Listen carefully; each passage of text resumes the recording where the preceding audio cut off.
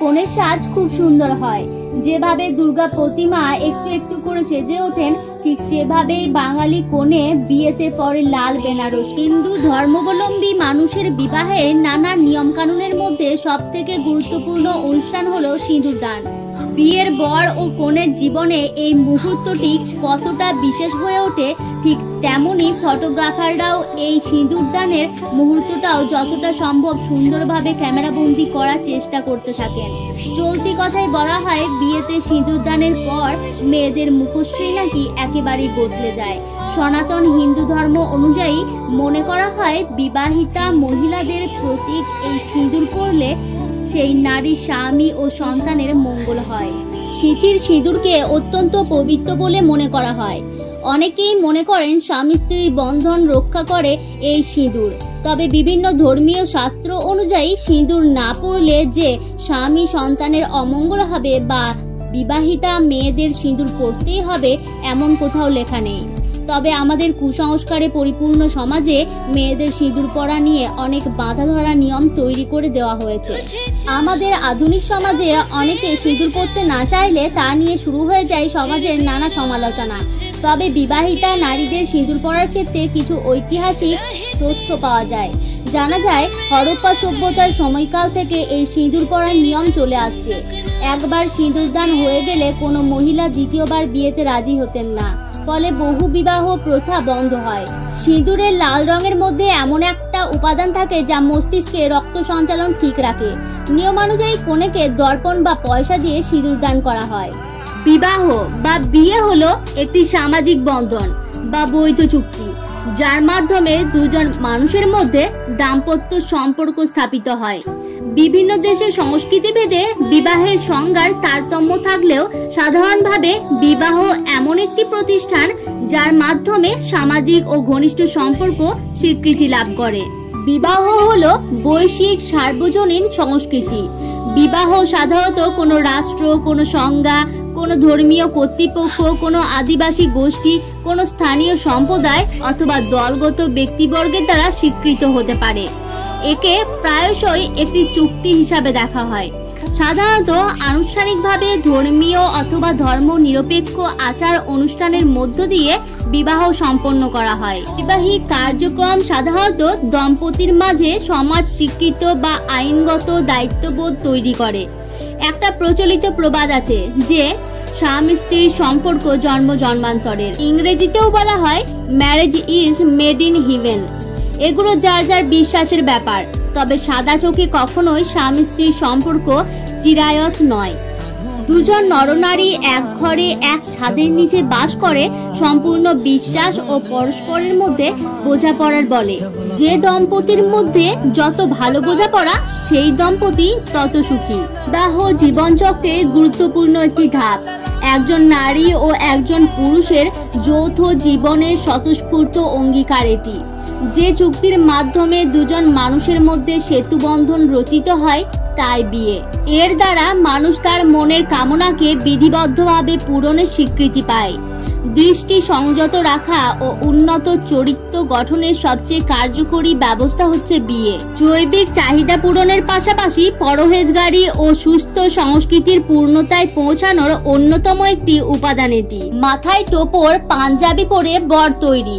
কেউ কেউ আবার বউয়ের জন্য স্পেশাল করে একটা কার্ড লিখে সেটা ভালোভাবে সাজিয়ে বউকে নেমন্তন্ন করে বিয়েতে বসার জন্য। ঠাকুরকে প্রণাম ও বড়দের আশীর্বাদ নিয়ে বর যায় বিয়ে করতে। অনেকে এটা বলে যায় যে মা, তোমার জন্য দাসী আনতে যাচ্ছি।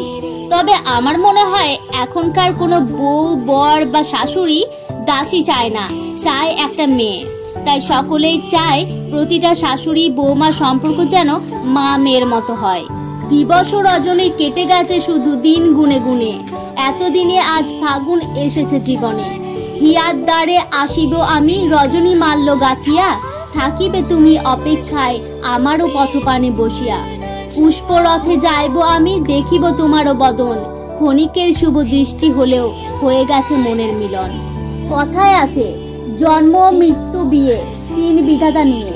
জন্ম মৃত্যুর মতো বিয়েটাও অধিকাংশ নরনারীর কাছে রহস্য, রোমাঞ্চকর এক বিমিশ্র বিষয়। হিন্দুদের চোখে বিয়ে আবার দশবিধ সংস্কারের মধ্যে শেষ বা চরম সংস্কার। তবে পুরুষদের তুলনায় মেয়েদের কাছে বিবাহ অধিকতর গুরুত্বপূর্ণ, কারণ সাধারণত পিতৃকুলের গোত্র পরিত্যাগ করে তিনি স্বামীকুলের গোত্র ও পদবি গ্রহণ করেন। সুতরাং বিবাহ মানেই হিন্দু নারীর কাছে এক চরম সন্ধিক্ষণ। তাই বিয়েতে নানা ধরনের শাস্ত্রীয় ও মেয়েলি আচার অনুষ্ঠান পালন করতে হয়। এই আচার অনুষ্ঠানের পাশাপাশি বিয়েতে থাকে 3টি আকর্ষণীয় পর্ব: লোকখেলা, গান আর পদ্য মানে ছড়া। এগুলি অনেকাংশেই বর্তমানে লুপ্তপ্রায় হয়ে গেছে। বিয়ের দিন ছাতনাতলায় সুন্দর করে আলপনা দেওয়ার চল আছে। বড় করে 2টি উড়ন্ত প্রজাপতি আঁকা হতো। আগেকার বিয়ের আলপনায় দেখা যেত চারপাশে লতা পাতার অলঙ্করণ। বর কনের বসার পিঁড়ি দুটিও অলঙ্কৃত হতো সুচিত্রিত আলপনায়। বর্গাকার ছাতনাতলায় লেখা হতো শ্রী শ্রী প্রজাপতয়ে নমঃ। তারপরেই লেখা থাকতো 2 পংক্তির ছড়া। কন্যা সম্প্রদানের বা মধুপর্ক দানের পরে নাপিত ছড়া কাটেন। একে সাধারণত গৌরবচন বলা হয়। অনেক সময়ে এই ছড়া বলা হয়, যেমন শুনুন শুনুন মহাশয় করি নিবেদন, রাম সীতার বিবাহ কথা করুণ গো শ্রবণ, যথাধ্বনি উলুধ্বনি করুণ সকলে, হর গৌরীর মিলন হলো শুভকালে।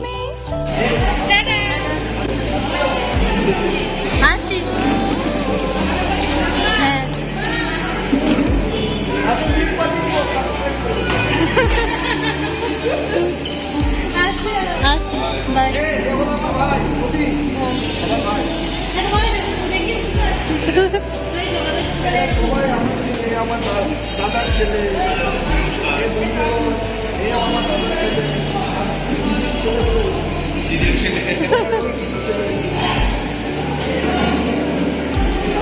চলো আসি।